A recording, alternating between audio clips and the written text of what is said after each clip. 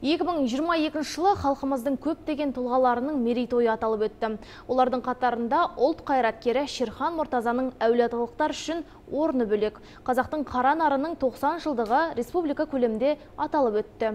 Аймақтың өзінде Шерағаның тойы дүркірей өтті. Еңселі ескерткіші бой көтерді, өзі қоныстанған қара шаңырағы көрмеге айналды. 90 жылдыққа қысқаша шолу жасаған Рысалы Дәуренбекке кезек берейік.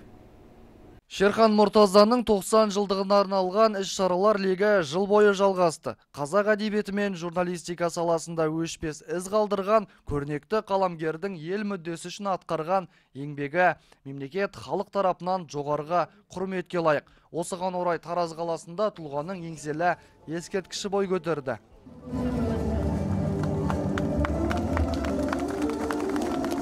Сондай-ақ ашылу салтанатына жазушының көзін көріп, тәлімін алып, шекпенінен шыққан ел азаматтары Шерағаның өнегелі өмірінен үлгі көрсетті.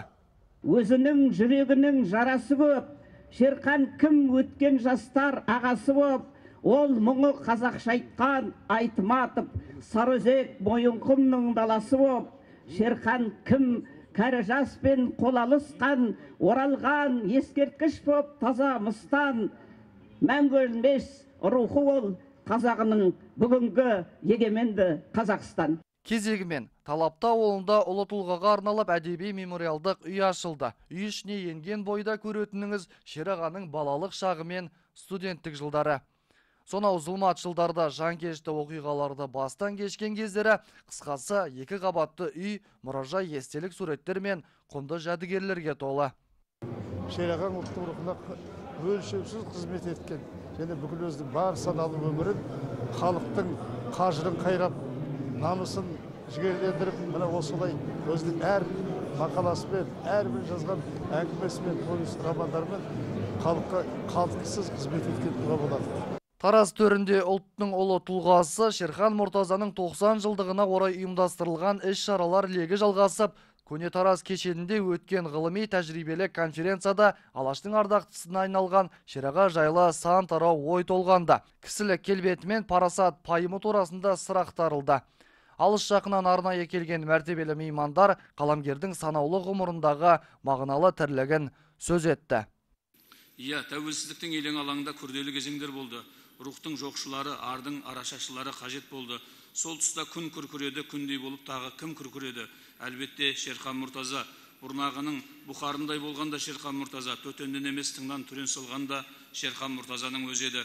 Шерағаның өзі де Алашты сүйді, Алаш идеясымен өмір сүрді. Алаш арыстарының ақырғы өкіліндей болды.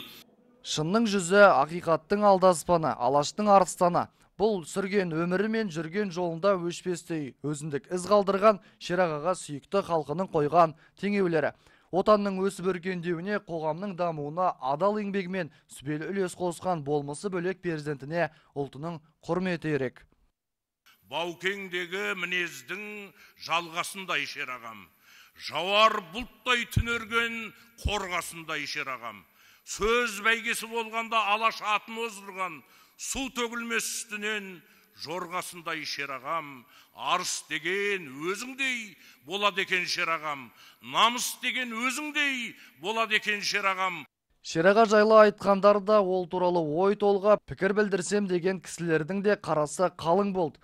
Кезінде өзі қызмет етіп талай заңның қабылдануына ұйытқы болған парламент қабырғасынан да бүгінгі торқалы тойға құттықтау жіберілді. Құзырлы министрліктер айтулы азаматтардан жеткен үшбу хаттарда қисап жоқ болды. Шерхан Мұртаза ұлт қайраткері. Сондықтан оған деген құрмет 90 жылдық іс-шаралармен шектелмек емес. Алаштың ардағы тіл мен ділдің қорғаны бола білген қаламгердің рухын ұлықтау жалғаса береді.